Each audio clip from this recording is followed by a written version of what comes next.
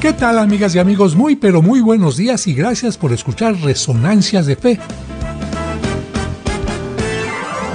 Hoy en la sección Cultura y Fe te hablaremos del origen de la fiesta del Corpus Christi.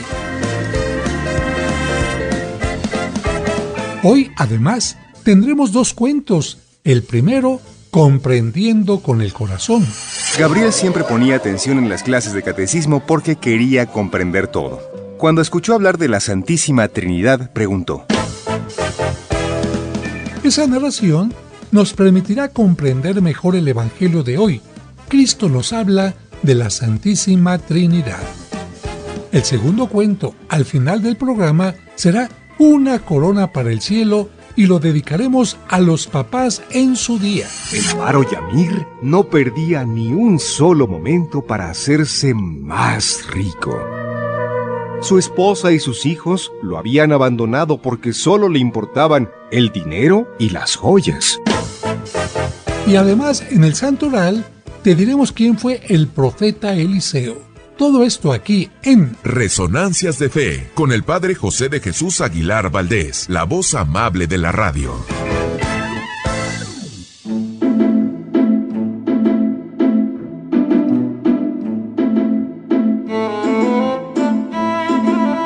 Anoche mi esposa y yo estábamos sentados en la sala, hablando de las muchas cosas de la vida. Estábamos hablando de la idea de vivir o morir. Le dije, por favor, nunca me dejes vivir en estado vegetativo, dependiendo de máquinas y líquidos de una botella. Si me ves en ese estado, desenchufa los artefactos que me mantienen vivo. Prefiero morir.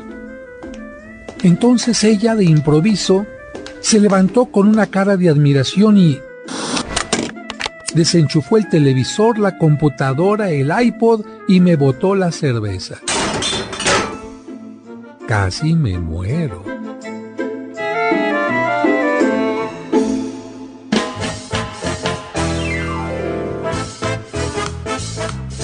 Muchas gracias por escucharnos y por ser parte importante de este programa que hacemos para ti con mucho cariño.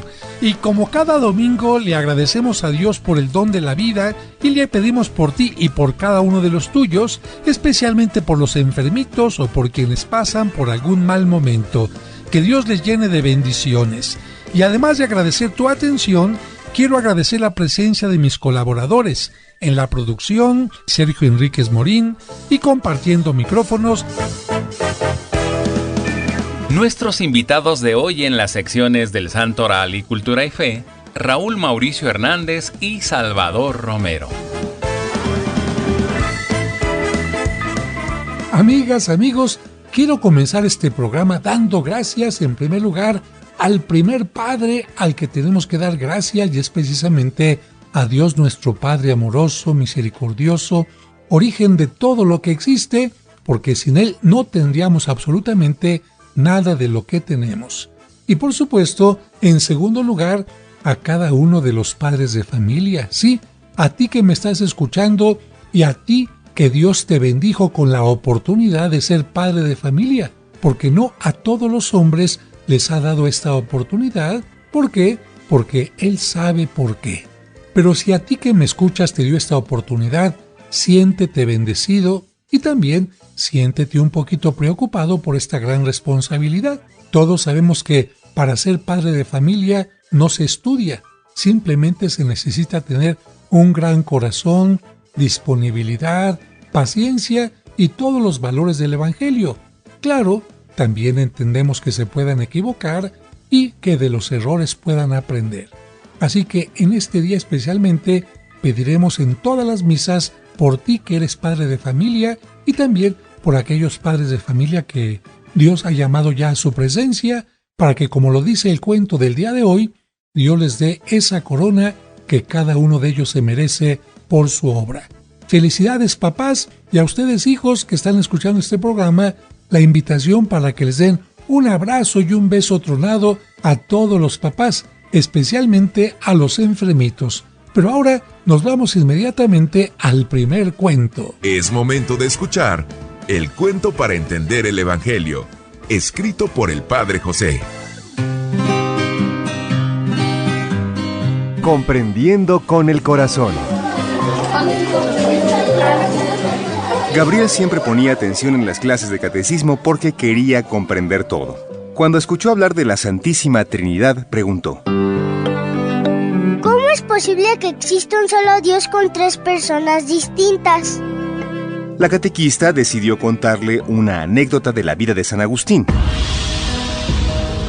Agustín paseaba por la playa tratando de entender el misterio de la Trinidad. De pronto se encontró con un niño que corría de la playa al mar y regresaba con agua de mar en una concha. Agustín no le dio importancia porque estaba preocupado en resolver la pregunta que lo atormentaba. ¿Cómo era posible que hubiera tres personas en un mismo Dios? Por más que trataba de comprender el misterio, no lograba aclarar su pensamiento. Como el niño llamaba constantemente su atención con su repetida carrera entre la playa y el mar, Agustín se acercó para calmarlo. Los niños del salón estaban muy atentos a la narración de la catequista y Gabriel preguntó: ¿qué hacía el niño? La maestra continuó: San Agustín descubrió que el chiquillo había hecho un hoyo en la arena. Corría al mar para llenar la concha de agua y depositarla en el hoyo. Lleno de curiosidad le preguntó por qué lo hacía. El pequeño le dijo que tenía la intención de vaciar toda el agua del mar en el pequeño agujero. Cuando Agustín escuchó aquella respuesta, se rió por la ingenuidad del niño y le dijo que su deseo era imposible. Entonces el niño le respondió: si es imposible contener todo el mar en un pequeño agujero, más imposible será para ti descifrar el misterio de la Santísima Trinidad. Cuando la maestra terminó la historia, los niños comprendieron que el pensamiento del hombre no puede comprender totalmente la grandeza de Dios. Gabriel comentó: Dios es más grande que el pensamiento de los humanos. No podemos meter todos sus misterios y secretos en nuestro pequeño cerebro. La catequista se puso contenta por la aportación y dijo: es cierto, no podemos conocer todos los misterios de Dios, de la naturaleza o del ser humano. Sin embargo, Dios nos enseña a amar para vivir mejor en esta vida y alcanzar la vida eterna. El pequeño Gabriel volvió a tomar la palabra y dijo: si vivimos el amor, no es necesario conocer todos los misterios de Dios. Si comprendemos que nos ama y desea lo mejor para nosotros, es más que suficiente. La catequista aplaudió el comentario y dijo: Dios nos muestra lo mejor de sí en la Sagrada Escritura. Se muestra como un Padre amoroso que ha creado todo. Se muestra como Salvador del mundo porque a través de su Hijo Jesucristo nos libera de la muerte y el pecado. También se ha mostrado como Espíritu Santo que con su fuerza maravillosa y sus 7 dones transforma al ser humano.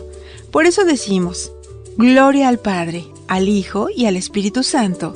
Gloria a la Trinidad. El pequeño Gabriel hizo una última pregunta. ¿San Agustín escribió algo sobre la Trinidad? Sí, inspirado por el Espíritu Santo, escribió entre los años 399 y 412 12 libros para explicar ese misterio, pero no los publicó. No se sentía satisfecho con los resultados. Sin embargo, sus amigos vieron los escritos, hicieron copias y los dieron a conocer. Al enterarse, Agustín se enojó porque pensaba que sus escritos eran insuficientes para explicar el misterio de la Trinidad. Entonces escribió 3 libros más. 8 años después publicó toda su obra. Con aquellos textos nos invita a amar más a la Trinidad. Pero en su mente seguían las palabras del niño del mar. Le recordaban que a Dios se le comprende más con el corazón que con la mente.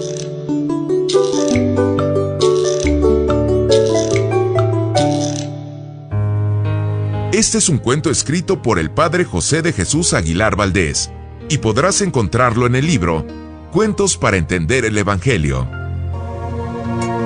Escuchemos ahora en Resonancias el Evangelio de hoy. Evangelio de San Juan, capítulo 16. En aquel tiempo, Jesús dijo a sus discípulos: Aún tengo muchas cosas que decirles, pero todavía no las pueden comprender. Pero cuando venga el Espíritu de la verdad, Él los irá guiando hasta la verdad plena, porque no hablará por su cuenta, sino que dirá lo que haya oído y les anunciará las cosas que van a suceder. Él me glorificará porque primero recibirá de mí lo que les vaya comunicando. Todo lo que tiene el Padre es mío. Por eso, he dicho que tomará de lo mío y se lo comunicará a ustedes.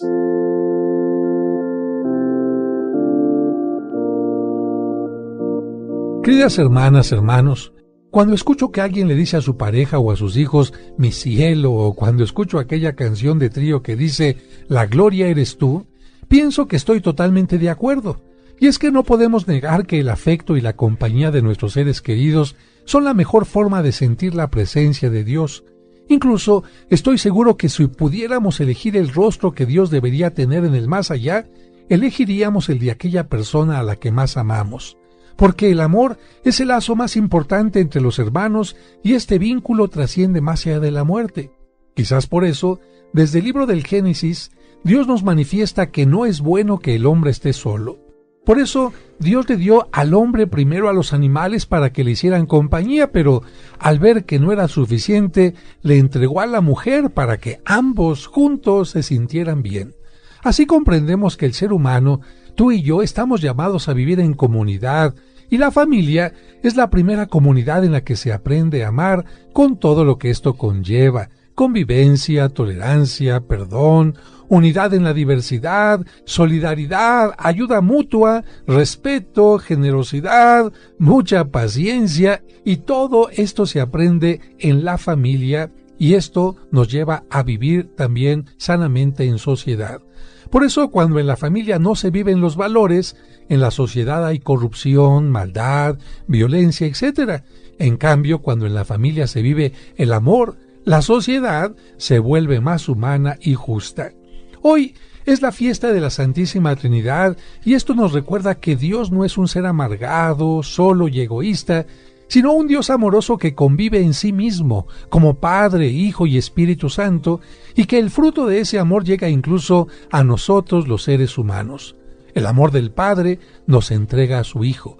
El amor del Hijo nos hace amar al Padre, y el amor del Padre y del Hijo nos entrega al Espíritu Santo. Sí, Dios es comunidad y quiere que también nosotros vivamos en comunidad, amándonos y valorándonos, siendo solidarios con quienes menos tienen y con quienes sufren, compartiendo nuestros bienes materiales y espirituales.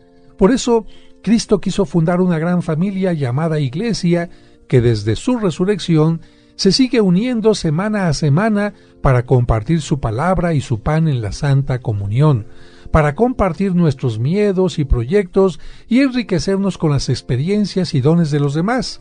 Que Dios Padre, Hijo y Espíritu Santo nos ayuden a mantenernos unidos en el amor. Así sea.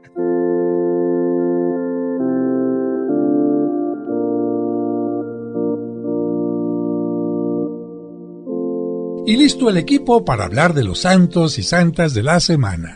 Ellos son los hombres y las mujeres que han cumplido fielmente los ideales de Cristo. Escuchemos en Resonancias de Fe, el Santoral de la Semana.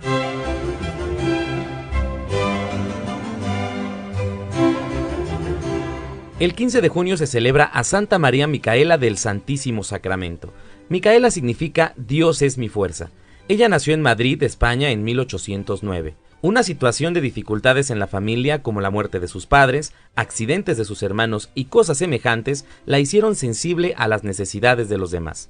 Cuando descubrió en un hospital la terrible situación de mujeres que por pobreza se habían dedicado a la prostitución, y al darse cuenta que al salir de ahí regresaban a esa vida, pensó que era absolutamente necesario hacer algo concreto para ayudarlas. Con una amiga consiguió una casita para llevar allí a las muchachas en peligro para preservarlas, y a las que ya habían sido víctimas para redimirlas y salvarlas. Consiguió el permiso de tener una capilla al Santísimo Sacramento para orar constantemente. Pero imagínense la situación, amigos. ¿Iba a ser fácil esto? ¿A quién se le iba a ocurrir que una mujer de la más alta clase social, emparentada con las familias más ricas y famosas de la capital, se dedicara a cuidar prostitutas, mujeres de la mala vida, mujeres de cascos ligeros, de dudosa reputación, como les decían todos?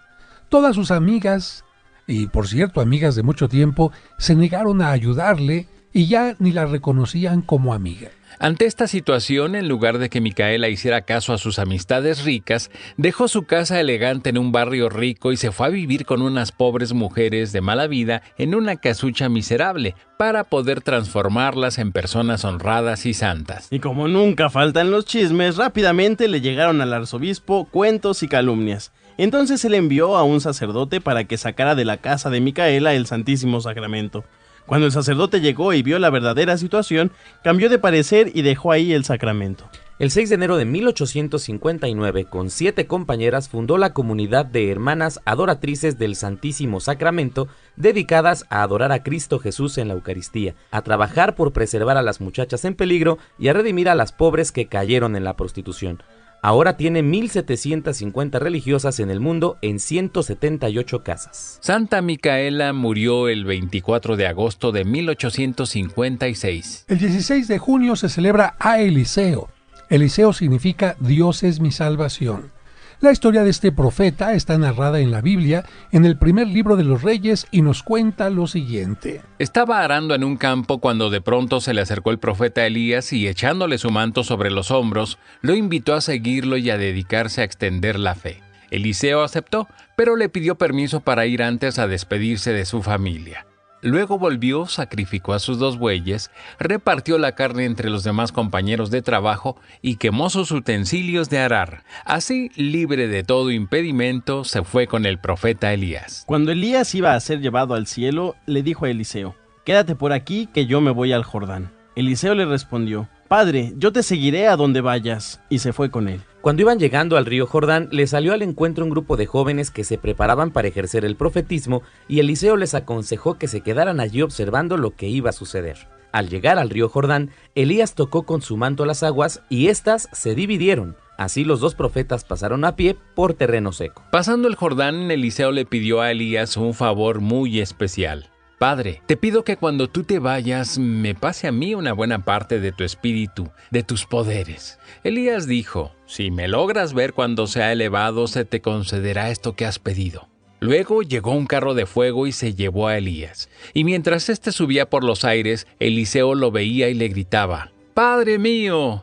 A Elías se le cayó el manto y Eliseo lo recogió. Para comprobar que Dios sí le había pasado a él los poderes que tenía Elías, tocó a Eliseo con el manto las aguas del Jordán, y éstas se abrieron y le dieron paso. Los 50 jóvenes que se preparaban para el profetismo vieron este milagro y en adelante le tuvieron gran respeto y lo consideraron definitivamente como sucesor del profeta Elías. Un matrimonio de Sunam le daba siempre hospedaje gratuito a Eliseo cuando pasaba por allí misionando. Para agradecer sus favores, Eliseo le pidió a Dios que les concediera un hijo, pues ese hogar no había tenido hijos. El milagro se hizo, pero años después el niño murió. La sunamita fue corriendo a buscar a Eliseo, que estaba a bastantes horas de camino, y le suplicó que corriera a darle una bendición a su hijo. Llegó Eliseo y después de suplicar a Dios, obtuvo la resurrección del niño como tiempo antes lo había hecho el profeta Elías. Como pueden ver, amigos, la vida del profeta Eliseo continúa de alguna manera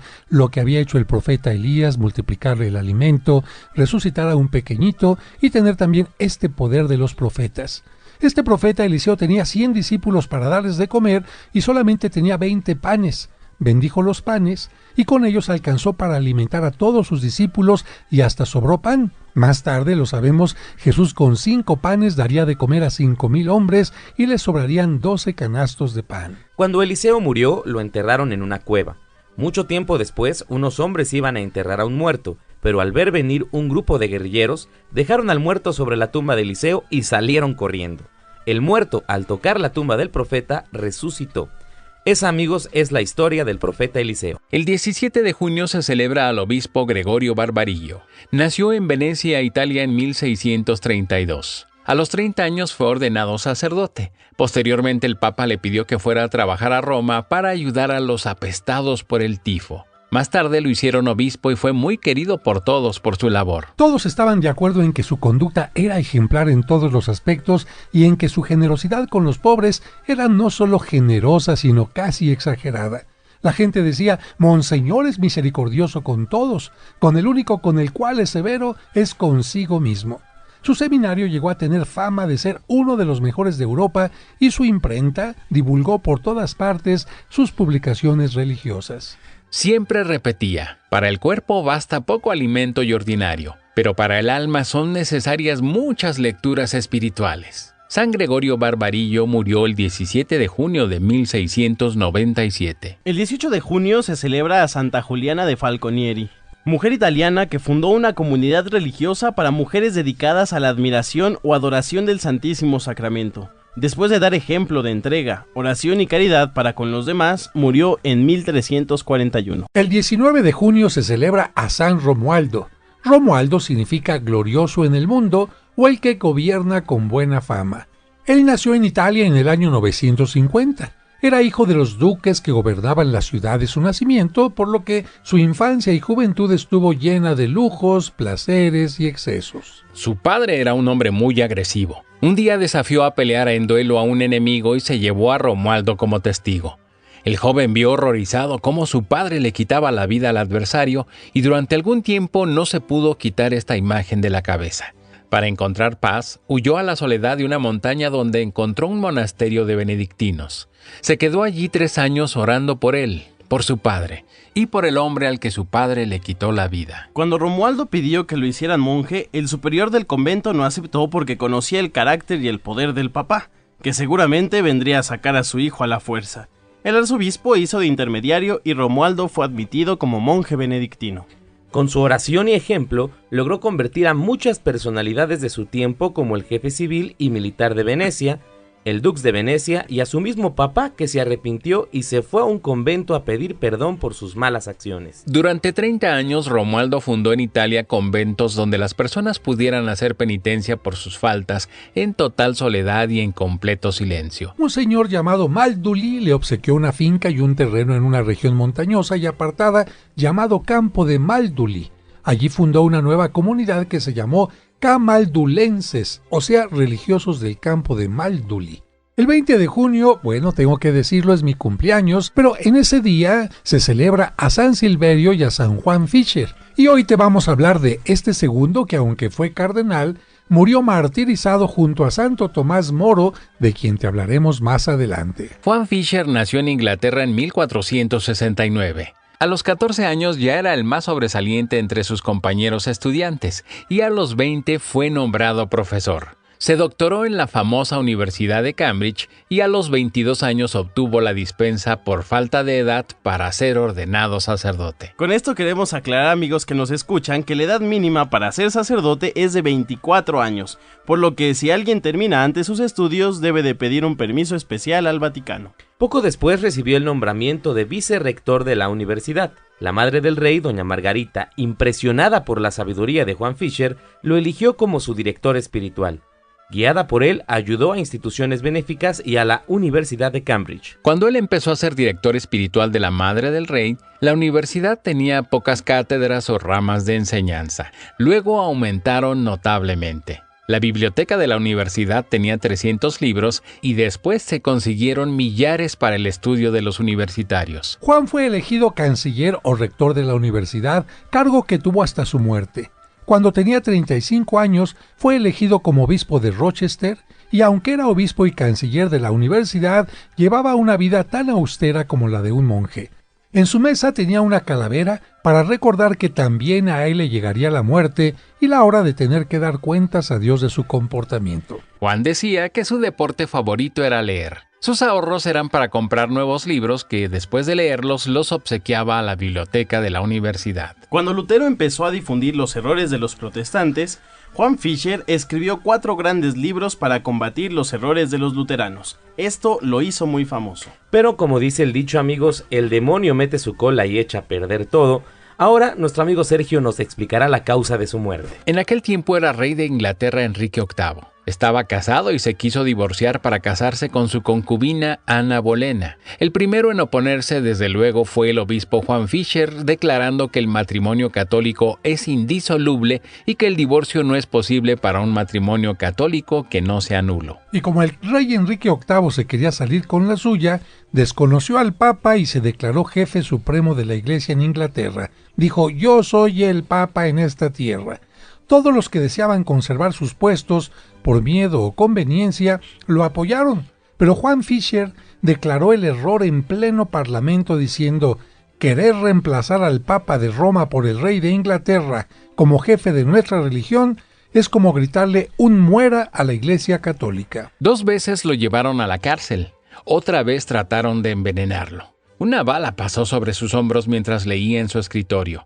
Le inventaron toda clase de calumnias y como no lograron que dejara de proclamar sus creencias católicas, lo encerraron en la terrible Torre de Londres. Tenía 66 años, pero los sufrimientos, ayunos y el excesivo trabajo lo hacían aparecer como de 80. Un testigo decía: su cuerpo está tan débil que casi no es capaz de soportar el peso de su vestido, pero su espíritu seguía fuerte e invencible. Las gentes se admiraban de que hubiera podido resistir 10 meses de prisión en la torre.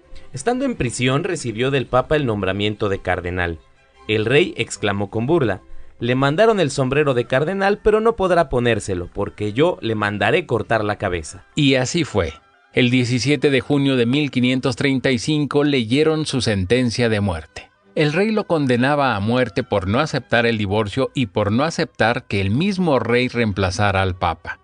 Unos días después, al amanecer, llegaron los guardias por él. Abrió la Biblia y encontró la frase: la vida eterna consiste en conocerte a ti, Padre Dios, y a tu enviado Jesucristo. Padre, yo te he glorificado en la tierra y he cumplido la tarea que tú, lleno de ánimo y de consuelo, me habías confiado. Esta lectura lo llenó de ánimo y de consuelo. Al llegar al sitio donde lo matarían, el venerable anciano se dirigió a la multitud y les dijo a todos: muero por defender a la Iglesia Católica fundada por Jesucristo.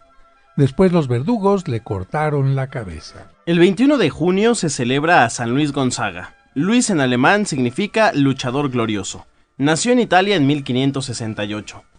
Siendo hijo del marqués de Gonzaga, aprendió desde niño las artes militares y las buenas costumbres sociales. Él recibió la primera comunión de manos de San Carlos Borromeo, que fue arzobispo de Milán. Hizo un juramento muy especial ante una imagen de la Virgen en Florencia. Juró que no se casaría nunca y que permanecería siempre puro. A eso se le llama voto de castidad. Cuando iba a hacer algo o decir algo importante, se preguntaba: ¿de qué sirve esto para la eternidad? Y si no le servía para la eternidad, ni lo hacía ni lo decía. Con estas ideas entró en la comunidad de los jesuitas que había fundado San Ignacio de Loyola. Para el año 1581, Luis Gonzaga era seminarista y se preparaba para ser sacerdote. De pronto llegó a Roma la peste de tifo negro y Luis se dedicó a cuidar a los enfermos. Era tan fuerte la peste que las personas caían enfermas en la calle. Él encontró precisamente a un enfermo muy grave, se lo echó al hombro y lo llevó al hospital para que lo atendieran. Este acto de amor al prójimo hizo que se contagiara y muriera el 21 de junio de 1591, tan solo cuando tenía 23 años. La oración que la Iglesia le dirige a Dios en la fiesta de este santo dice: Señor, ya que no pudimos imitar a San Luis en la inocencia, que por lo menos lo logremos imitar en la penitencia. Amén. Este fue el Santoral de la Semana, aquí en Resonancias de Fe.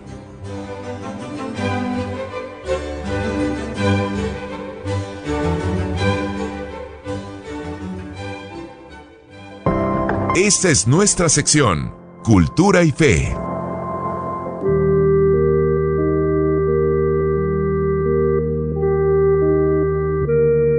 Hoy en esta sección te vamos a platicar sobre el origen de la fiesta del cuerpo y la sangre de Cristo, popularmente conocida como Corpus Christi. Y aunque algunos lo conozcan como el Día de las Mulas y feliciten a quienes se portan mal con ellos, la festividad es otra cosa y tiene que ver con un milagro. Pongan mucha atención. Un sacerdote de Praga, atormentado por dudas acerca de la presencia real de Jesucristo en la Eucaristía, se preguntaba si realmente estaría presente Cristo en la humildad de una hostia. Con el deseo de purificar sus pensamientos y pedir ayuda divina para recuperar la fe, decidió ir en peregrinación a Roma. Ahí visitó la tumba de los apóstoles Pedro y Pablo y la de tantos mártires que dieron su vida por defender la fe. Después de pedir a Dios que le devolviera la fe, inició su viaje de regreso y se detuvo en una pequeña población italiana llamada Bolsena. Acudió a la iglesia de Santa Cristina y se dispuso a celebrar la Santa Misa, y bajo el baldaquín del altar se realizó el portento. Ante la admiración de todos los presentes, después de la consagración, comenzaron a brotar de la hostia gotas de sangre, en tal abundancia que empaparon el corporal. Este es un pequeño mantel que cubría el altar. Exactamente, vamos aprendiendo algunas palabras. El corporal es un cuadrito de tela que se pone debajo del pan y del vino en el momento de la consagración para que cualquier partícula de la hostia que cayera ahí pues no vaya a perderse, porque está Cristo presente en cualquier mínima partícula. Y viene otra pregunta que alguien se haría: ¿qué es eso del baldaquín? Bueno, el baldaquín son 4 columnas que están en cada una de las esquinas del altar, que están en alto, es decir, están rebasando la altura del sacerdote o quien celebre, y tienen una especie de techito que puede ser de cobre o de alguna otra materia, de bronce o incluso de material como mármol, y esto es para indicar que el altar es un lugar sagrado. Y continuamos con nuestra narración. El Papa Urbano IV, que en aquel entonces estaba al frente de la iglesia, vivía en Orvieto, una población muy cercana a Bolsena. Al enterarse de lo sucedido, pidió al ministro general de los franciscanos, que se llamaba Juan Fidenza, mejor conocido como San Buenaventura de Baños Regio, que fuera el teólogo encargado de verificar los hechos. Una vez verificados estos hechos, el Papa pidió al obispo Giacomo Maltraga que llevara en procesión la reliquia del corporal a la ciudad de Orvieto para conservarla en un relicario. Mientras en la iglesia de Santa Cristina en Bolsena se conservó el mármol que recibió también las gotas de sangre. En honor del milagro, el Papa instituyó el 11 de agosto de 1264 la fiesta de Corpus Christi, el segundo jueves posterior a Pentecostés. Para hacerla más solemne, le encargó al santo Tomás de Aquino que creara la liturgia adecuada. El famoso dominico compuso el cántico del Pange Lingua y el Tantum Ergo Sacramentum. Así que, amigos, unas gotas de sangre cayeron en el corporal, otras gotas de sangre cayeron en el mármol que estaba en el altar y abajo del altar, y el corporal fue llevado a Orvieto, y el mármol que recibió las gotas allí en la iglesia de Santa Cristina se conservó en el lugar. Fíjense que en la diócesis de Colonia, allá en el norte de Alemania, la fiesta del Corpus Christi se celebraba antes de 1270, pero sin embargo, el decreto del Papa Urbano IV tuvo poca repercusión porque murió poco tiempo después. Afortunadamente, el Papa Clemente V, que fue un papa que siguió al anterior, en el Concilio General de Viena en 1311, ordenó para Italia y para algunos otros países la fiesta del Corpus Christi. Y finalmente, el Papa Juan XXII hizo que esta fiesta se extendiera a toda la iglesia. La fiesta del Corpus et Sanguis Christi, es decir, cuerpo y sangre de Cristo, comenzó a celebrarse en México desde la llegada de los misioneros. Pero muchos se preguntan, ¿por qué en jueves? Se celebra en jueves porque fue un jueves cuando durante la última cena Cristo quiso entregarnos su cuerpo y su sangre en alimento. Y es a través de la Eucaristía como Jesús sigue alimentándonos con su pan, como lo hizo en el milagro de la multiplicación de los panes y los peces, y convierte para nosotros el vino en su sangre, con el mismo poder con el que convirtió el agua en vino en aquellas bodas en Caná. Bueno, ¿y por qué se le llamó el Día de las Mulitas? Fíjense que a las celebraciones del Corpus Christi llegaba gente de todos los alrededores trayendo sobre mulas guacales con su alimento y además las primicias como agradecimiento a Dios. Por eso se le llamaba el Día de las Primicias, el Día de las Ofrendas, pero también el Día de las Mulas. ¿Cómo llegaba la gente? Pues todos lucían sus mejores atuendos e incluso los hombres indígenas vestían calzón de manta, guarache y sombrero nuevo, mientras que las mujeres lucían blusas bordadas, rebozos y cabello trenzado. De ahí vino precisamente la tradición de vestir a los niños de indígenas cargando guacales, y por eso se les bendice a los niños al término de la misa y la procesión. El llamado Día de las Mulas se solía contar con un milagro eucarístico presenciado por San Antonio de Padua, a quien se le celebra en los días cercanos. Y el milagro tiene que ver con una mula. Aquí se los contamos, amigos. Un hombre que no creía que Cristo estuviera en la hostia consagrada retó al santo diciéndole que solo iba a creer si su mula lo reconocía. Antonio aceptó el reto. Como el animalito hambriento estaba encerrado, el hombre se puso a un lado de la salida con suficiente pastura y le pidió al santo que se pusiera del otro lado con la hostia consagrada. Cuando soltaron al animalito, se dirigió a donde estaba la Eucaristía, dobló sus patas en señal de respeto y después se dirigió a donde estaba el alimento. Por este milagro de la mula, algunos comenzaron a obsequiar el día de Corpus la figura de una mula a los más descreídos o alejados. Esta tradición de el Corpus Christi continúa hasta nuestros días, permitiendo que los artesanos fabriquen mulitas de barro, de palma y hojas de maíz, pero lo más importante es que todos los días en cualquier parte del mundo, Cristo sigue haciendo el milagro de hacerse presente en la Eucaristía para ofrecer el pan de vida, y tú eres su principal invitado.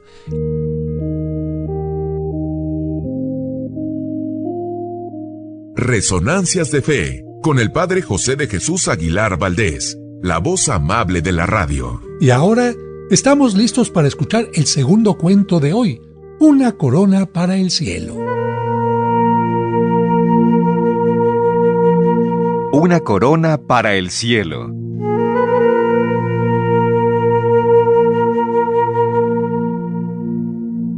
El avaro Yamir no perdía ni un solo momento para hacerse más rico. Su esposa y sus hijos lo habían abandonado porque solo le importaban el dinero y las joyas. Eso era la razón por la que tampoco tenía amigos. Por eso, cuando sintió que se acercaba la hora de su muerte, tuvo miedo. Sabía que nadie haría una oración o algún sacrificio para pedir por su eterno descanso y el perdón de sus faltas. Pensando en que debería agradar a Dios con algo valioso, decidió buscar entre sus riquezas la de mayor valor. Abriré mi gran cofre y sacaré de él la corona de oro puro. Siguió buscando entre sus joyas para seleccionar las perlas y esmeraldas de mayor tamaño. Tengo que encontrar las mejores joyas, rubíes, esmeraldas y zafiros. Finalmente, sacó su mejor diamante. Encerrado durante varios días, se dedicó a engarzar cuidadosamente todas las gemas en la corona. Esta corona será la mejor que exista en el mundo. Cuando terminó, la corona tenía un fulgor maravilloso. Entonces se dijo: esta corona es digna de Dios. Ahora puedo morir en paz, porque ella será mi pase al cielo. A los pocos días, viendo que su enfermedad acrecentaba, compró un ataúd para su mortaja y escondió dentro de él la corona. Sabía que sin ella no podría entrar al cielo. Al día siguiente, cuando el ama de llaves le subía el desayuno, lo encontró inmóvil sobre su cama. Trató de despertarlo, pero... ¡Está muerto! Ay, y seguramente sospechaba su hora porque colocó ese ataúd junto a su cama, ya preparado para su sepultura. Todos los sirvientes subieron a la recámara y no tuvieron compasión del difunto. ¡Ya se murió el avaro! Ahora sí, vamos a quitarle sus pertenencias. Arrancaron cortinas y candiles, vaciaron las alacenas, llevándose todas las vajillas y cubiertos. Se repartieron sus vestidos de seda y cuando encontraron el cofre de las joyas, lo pelearon a puñetazos. De pronto, uno descubrió que faltaba algo. Aquí falta la corona y las mejores joyas que utilizaba para sus grandes fiestas. Seguro, alguno de ustedes las ha robado. Quizás las escondió en algún lugar de la casa. Vamos a buscarlas. Buscaron en todos los rincones, en cada escondrijo, pero no encontraron nada. Nunca imaginaron dónde se encontraba el tesoro. Antes de salir de casa con el botín, cada uno de los servidores golpeó con furia el cuerpo inerte de Yamir, vengando el maltrato que habían recibido de él. Finalmente, lo metieron en el ataúd, pero no por piedad, sino para llevarse también la cama y el colchón donde se encontraba. Solo hasta entonces llamaron a los enterradores. Hay que llamar a los sepultureros para que lo entierren cuanto antes. Estaba tan podrida su alma que seguramente su cuerpo pronto empezará a oler mal. Nadie acudió al funeral. Incluso aquel día se celebró una fiesta porque había muerto el avaro. Cuando Yamir volvió a abrir los ojos, lo cegó una gran luz y tuvo miedo, porque seguramente se encontraba ante Dios. Por fortuna, llevaba en sus manos la corona de joyas para ofrecerla a la divinidad. De la luz surgió una voz que le preguntó: Yamir, ¿qué reino crees haber merecido con tu vida? ¿El del egoísmo o el del amor? Señor, yo solo sé que tengo para ti lo mejor que pude obtener en la tierra. Esto es el fruto de todos mis trabajos y esfuerzos. Recíbelo, por favor, y condúceme a tu reino. ¿Esa corona es toda tu riqueza?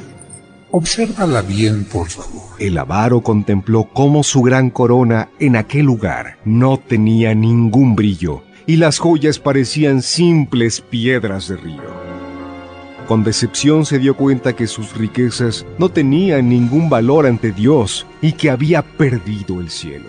Sin decir nada, se dio la media vuelta y se dirigió al sendero del reino del egoísmo, el reino que él mismo había elegido durante toda su vida. De pronto, se detuvo al ver a un hombre que llegaba ante Dios con otra corona en las manos. Esperó curioso, porque sabía que le pasaría lo mismo que a él. Sin embargo, no fue así. Dios le dijo a aquel hombre: entra en la casa de tu Señor, hijo mío. Y aquel hombre entró en el reino del amor. Cuando Yamir vio esto, regresó furioso y lleno de indignación ante Dios para hacer su reclamo. Vociferando, exclamó: ¡Señor! Te dices ser justo y sin embargo he visto que la justicia no existe en ti. Yo mismo te presenté una corona como lo hizo el hombre que acaba de entrar en tu reino y a mí no me permitiste entrar. ¿Por qué? Tú mismo viste cómo tu corona, fruto de la avaricia y el egoísmo, no tiene ni brillo ni valor. En cambio, contempla cómo brilla la de ese hombre. Observa cómo cada gema parece ser un sol y cómo cada perla tiene el color de la inocencia. Yamir preguntó: Señor, ¿por qué la corona que lleva ese hombre en las manos, a diferencia de la mía, tiene tan especial resplandor? Dios le dio una respuesta que no dejaba ninguna duda sobre quiénes pueden entrar en su presencia. Esa corona no está formada con oro ni joyas. Está formada con amor, ternura, paciencia, comprensión, apoyo, fe, tolerancia, esperanza y perdón, porque ese hombre fue un verdadero padre de familia y esa corona son sus propios hijos.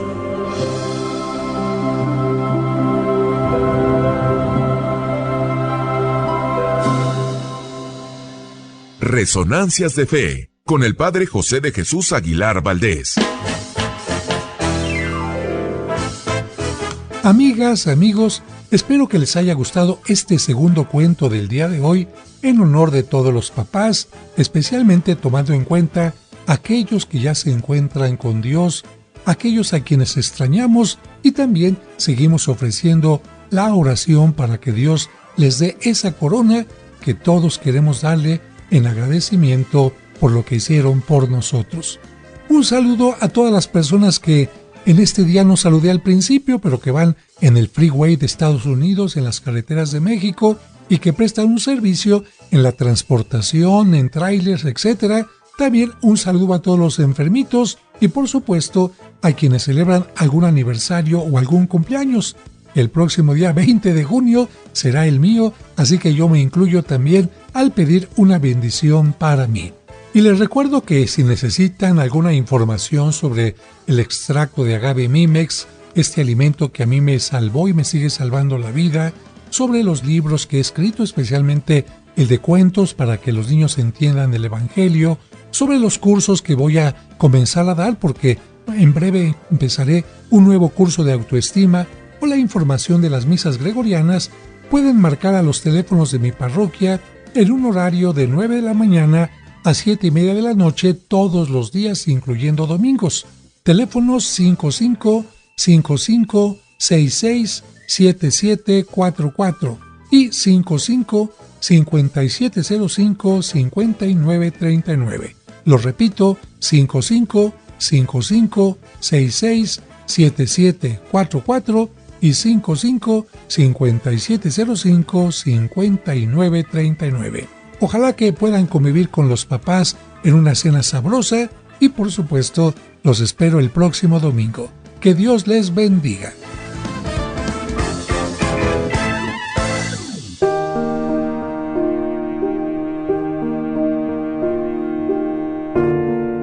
Señor, te damos gracias por esta semana que estamos iniciando.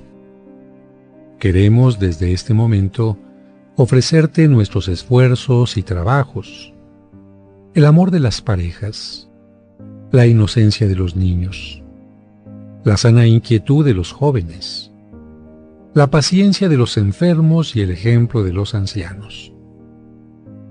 Te pedimos por quienes más necesitan de ti. Acompáñanos, fortalécenos, muéstranos el camino correcto. Danos humildad para reconocer nuestros errores y para perdonar a quienes nos ofenden. Ayúdanos a crear un mundo más justo, a defender al desamparado y a compartir los bienes con que nos bendices. Si en estos días vamos a ser probados, ayúdanos a superar la prueba. Y si tu voluntad es llevarnos a tu presencia, haz que nuestra muerte, unida a la de Cristo, sea el camino de la resurrección. Amén.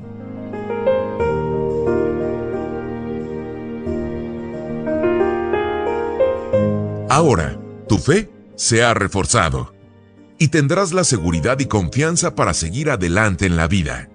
Pero no olvides que la próxima semana te esperamos en este espacio de reflexión para que aprendas más junto con el Padre José de Jesús en Resonancias de Fe.